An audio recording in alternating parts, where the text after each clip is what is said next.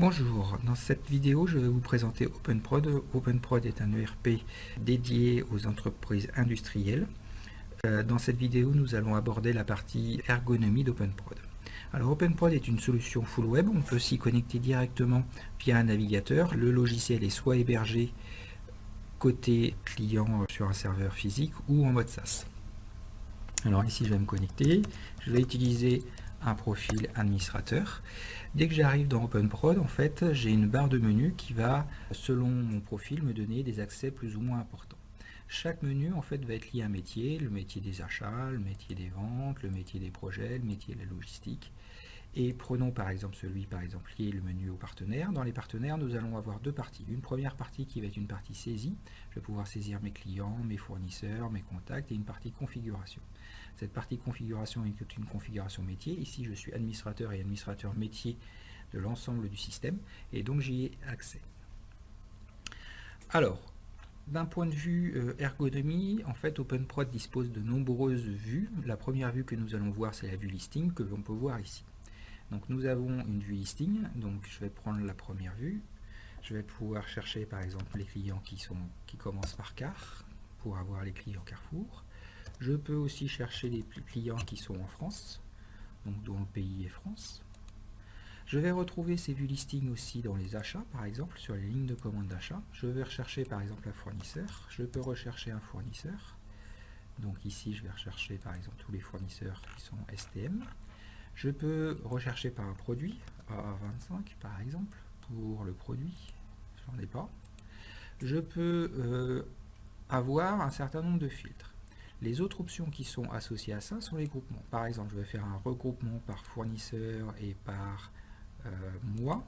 Et donc, je vais obtenir pour chaque fournisseur, en fait, le nombre de commandes que j'ai, par exemple ici, le 3 juin, ici, avec le montant associé en fin de ligne. Et je peux avoir autant de niveaux que je le souhaite. Si je veux rajouter, par exemple, par produit, je peux avoir donc, par mois et par produit mes informations. Je veux enlever mes produits, je peux enlever mes produits et je vais retrouver mon filtre que j'avais actuellement. Tout ce que je vois à l'écran, je peux l'exporter. Si je veux exporter, je fais Action, Exporter la vue courante et je vais retrouver dans Excel les informations exactement que j'avais au niveau de mon ERP. Je peux, si je n'avais pas fait de groupement, j'aurais pu directement exporter la vue courante. Je fais Action, Exporter la vue courante. Et là, je retrouve directement toutes mes informations. On verra à d'autres endroits qu'on va pouvoir aussi exporter ce qu'on appelle des tableaux.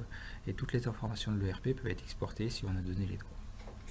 Donc nous avons vu les regroupements, par exemple par fournisseur ou par date, mais je peux rajouter aussi d'autres types de groupements. Par exemple, je veux faire par fournisseur et par type de commande. Je vais descendre sur le type de commande pour savoir si c'est des commandes ouvertes ou des commandes série.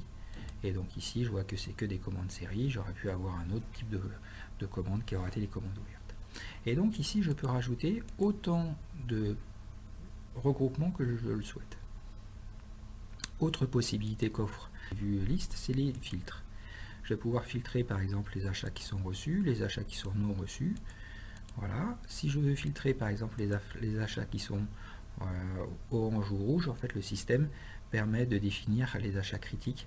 C'est ceux qui vont mettre en péril une fabrication ou une vente. Ici j'ai un achat qui va mettre en péril en fait une vente, vu que c'est du négoce. Et donc ici je peux avoir un filtre sur mes achats qui sont à surveiller. Et donc ce filtre là, je peux l'enregistrer ici, le faire un filtre personnalisé. C'est ce que je vais faire ici. Et je vais le sauvegarder. Je le sauvegarde, j'ai mon achat à surveiller. Derrière, je peux l'ajouter aussi à mon tableau de bord. Je l'ajoute à mon tableau de bord et je le retrouve dans mon tableau de bord. Je peux faire la même chose sur les ventes. Donc si je vais dans les lignes de commande de vente, je peux choisir les ventes qui sont à surveiller. Je le rajoute ici dans mon tableau de bord. Je le rajoute dans mon tableau de bord et je retrouve dans mon tableau de bord mes achats à surveiller et mes ventes à surveiller. Normal, c'est une vue négoce. J'ai l'achat qui pose problème, donc la vente directement va poser problème. Autre possibilité d'analyse, on peut aller directement dans les achats et on a des sortes de tableaux croisés dynamiques qu'on peut construire ensemble. Par exemple ici je vais avoir par fournisseur, par mois, l'ensemble des montants achetés par fournisseur. Cette vue-là, je la trouve très intéressante. Je peux là encore une fois la télécharger dans Excel et la reprendre ici directement dans Excel. Je peux aussi rajouter par exemple les produits, je peux le faire ici, ou les enlever. Je peux faire plusieurs arborescences, le nombre d'arborescences étant infini. Derrière, je peux faire la même chose, ajouter à mon tableau de bord, je l'ajoute dans mon tableau de bord, et je vais le retrouver dans mon tableau de bord. Je peux agencer mon tableau de bord comme je le souhaite en faisant du drag and drop, et je le mets ici. Donc nous avons vu les vues listing, nous avons vu les vues tableau de bord, nous allons pouvoir revenir maintenant sur les vues formulaires. Donc maintenant qu'on sait chercher dans une vue listing, je vais chercher un produit, par exemple circuit. Voilà. Je vais double-cliquer dessus et je vais ouvrir la vue formulaire. Dans la vue formulaire, on va retrouver toujours la même chose. On va voir une en-tête avec un certain nombre d'informations. Ici, on aura le statut du produit. Et on va avoir un certain nombre d'informations qui vont être rangées dans les onglets. Ici, on va avoir des raccourcis. On va pouvoir avoir un certain nombre d'informations. Je peux avoir le graphique des stocks, par exemple. Ici, je vois mon évolution de stock. Je peux le voir sous différentes formes, avec l'affichage des réservations. Ici, je vois les commandes d'achat entrantes, les commandes de vente, c'est un produit négoce sortant, et je vois une projection de mon stock. Donc je peux avoir un certain nombre de raccourcis ici, qui peuvent aller par exemple aussi sur les mouvements de stock. Si je veux par exemple voir l'ensemble de mes mouvements de stock, je peux aller dessus. De ces mouvements de stock, je peux l'ouvrir. Je peux aller par exemple sur l'emplacement. Et si je veux revenir en arrière grâce au fil d'Ariane qui est au-dessus, je vais pouvoir revenir en arrière. Par exemple, je veux revenir sur mon listing. Je peux revenir sur mon listing. Si je veux revenir sur mon produit, je reviens sur mon produit. Et le fil d'Ariane permet d'avoir une navigation aisée et de revenir à tout moment en arrière. Autre possibilité de navigation, je peux ouvrir par exemple un nouvel onglet. Donc je vais le faire ici sur une nomenclature, j'ouvre dans un nouvel onglet. Et ici, j'ai ouvert mes nomenclatures dans un nouvel onglet. Je peux avoir aussi une navigation qui peut être de superposition. Par exemple, je vais aller ici, modifier, je vais aller dans mon référencement fournisseur. De mon référencement fournisseur, je vais aller à mon fournisseur. De mon fournisseur, je peux aller au pays. Et là, j'ai fait une superposition. Vu que j'ai les droits, je peux aller changer par exemple l'indicatif du pays. Je pourrais aller le modifier. Ici, je ne vais pas le faire. Donc, j'ai un certain nombre d'informations ici. À chaque fois que dans la vue formulaire, les vues formulaires sont agencées par des blocs, approvisionnement, stock, et vont être rangés par onglet. On va afficher les informations qui sont seulement nécessaires. Par exemple, je vais prendre un produit qui va être de service, les informations de stock vont disparaître. Je reviens sur le produit stockable, je dis qu'il n'est pas acheté, qu'il n'est pas vendu, les informations sur les achats et ventes disparaissent. Je recoche. Chaque champ va avoir un champ d'aide, donc ici par exemple qui va être plus ou moins détaillé. Ici je vais avoir un peu plus d'informations parce que le champ est un petit peu plus compliqué. Voilà un petit peu pour la partie vue ergonomie sur la vue formulaire. Une autre vue qu'on n'a pas encore vue, on va appeler la vue étiquette. On va aller par contre dans les ventes pour aller la voir. On va aller dans la CRM, on va aller dans les opportunités, et dans les opportunités, on va avoir des étiquettes. Donc le processus en fait qu'on a défini qu'en paramétrage, on a défini un processus de CRM de nouveau, qualification, prospection, négociation, gagné, perdu, et je vais pouvoir faire passer chaque étiquette d'un état à un autre. Donc ici je peux faire glisser l'étiquette. Sur les étiquettes on a mis un certain nombre d'informations avec des informations de type couleur, par exemple avec les pourcentages de réussite qui vont me dire rapidement visuellement que dès que je suis vert je suis un fort pourcentage de réussite et dès que je suis rouge j'ai un faible pourcentage, et puis le nombre d'actions qui est en cours. La même chose, si je double-clique ici, je vais ouvrir la vue formulaire. Je vais ouvrir la vue formulaire et je vais retomber sur ce qu'on a vu tout à l'heure, une vue formulaire avec une en-tête et un certain nombre d'onglets. Donc ces vues étiquettes, on va les retrouver aussi par exemple dans les actions. Le RP permet de générer des actions, donc ces actions pareil ont un processus, un brouillon à faire en attente, terminer, annuler, et je vais pouvoir les faire avancer d'un état à un autre. Je peux aussi les retrouver sous une autre forme, là plus sous une forme processus, mais pas responsable. Et par exemple, je peux basculer cette action à Robert, et je peux prendre l'action en échange de Robert vers moi. Ces actions aussi, je peux les avoir sous une autre forme, et là on voit les différentes formes, une vue listing, une vue formulaire et une vue calendrier. Et je vais avoir une vue calendrier pour l'ensemble de mes actions. Alors ici, vous voyez, j'avais mon action, je vais revenir aujourd'hui et je peux en créer une. Je vais en créer une, je crée mon action directement.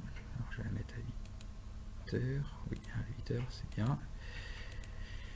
Et je vais lui donner un rappel, voilà, j'ai une démo à faire.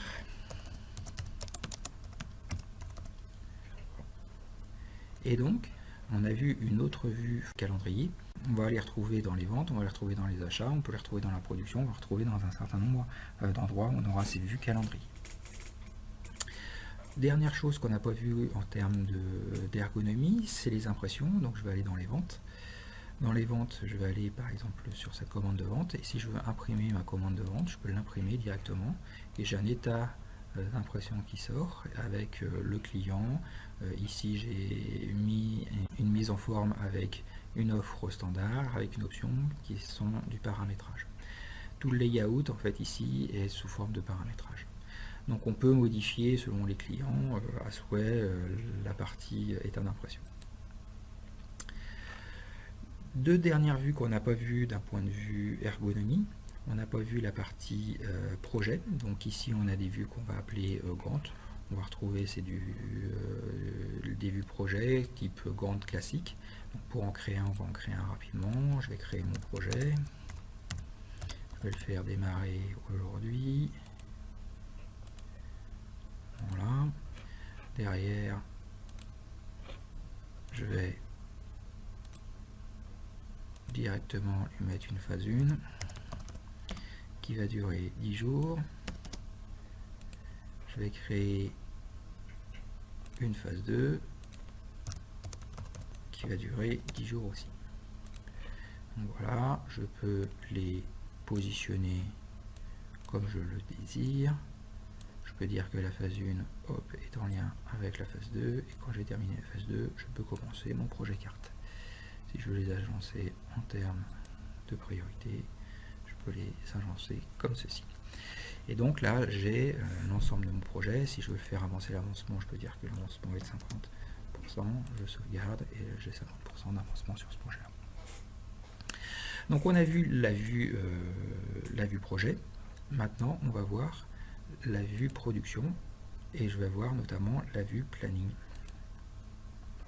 Alors, OpenProd dispose d'un planificateur ou d'un scheduler. Donc on va pouvoir afficher les différentes vues. Donc je vais pouvoir afficher les différentes vues. Je vais pouvoir afficher par exemple ici les précédents. Donc pour expliquer un petit peu, cette opération qui était la dernière avait pour précédente celle-ci, qui avait pour précédente ces deux-là, qui avait pour précédente ces deux-là et qui avait pour précédente ces deux-là. Maintenant, l'objectif c'est faire la planification. Si je veux changer, la mettre sur cette machine-là, je peux la changer. La charge bascule automatiquement sur la deuxième machine, ici on le voit.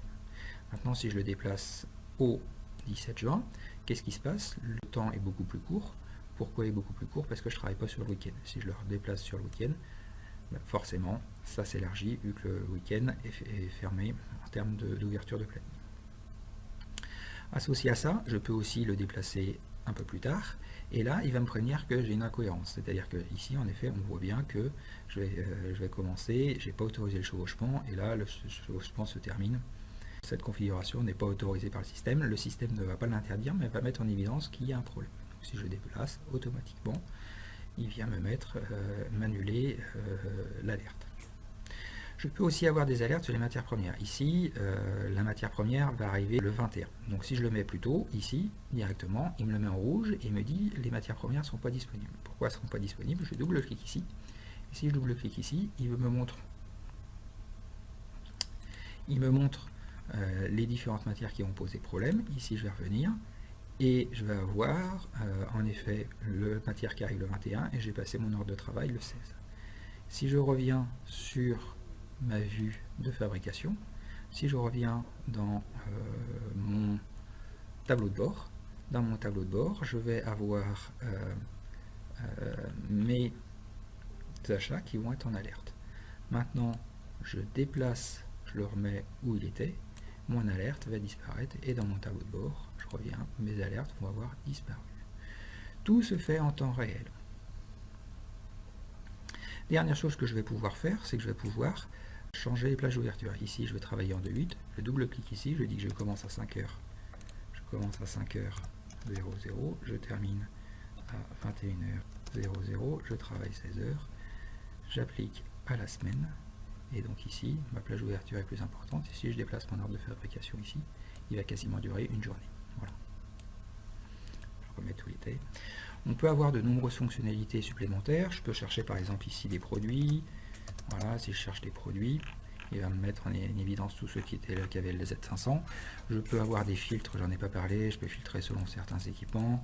Si je fais ça, donc là je vais avoir que certains équipements. Si je veux les enlever, je peux les enlever. Je peux avoir des filtres qui sont préenregistrés par atelier. Voilà. Je peux rechercher par OS, je peux rechercher par produit final. Je peux avoir une vue par mois, par semaine, et il va m'afficher la charge en fonction de ça, par jour. Ça va dépendre un petit peu comment on planifie, quelles sont les durées moyennes. Voilà pour la partie planification. Dernière vue qu'on peut avoir, on peut avoir aussi des vues par exemple de charge. Je vais vous montrer sous forme graphique. On a de nombreux graphiques qui sont intégrés, je ne vous les ai pas montrés et je vais terminer par ça. Donc je peux aller dans production et je vais aller dans les ressources. On a vu que Thomas était bien chargé, donc je vais prendre Thomas comme ressource. Je vais le prendre à partir du 1er 2016 et je vais aller jusqu'au 10 2016 et je vais le faire par jour. Alors je vais aller un petit peu plus loin, je vais aller au 15 et donc par jour je vois la charge versus la capacité. La capacité est en grise et la charge est en bleu.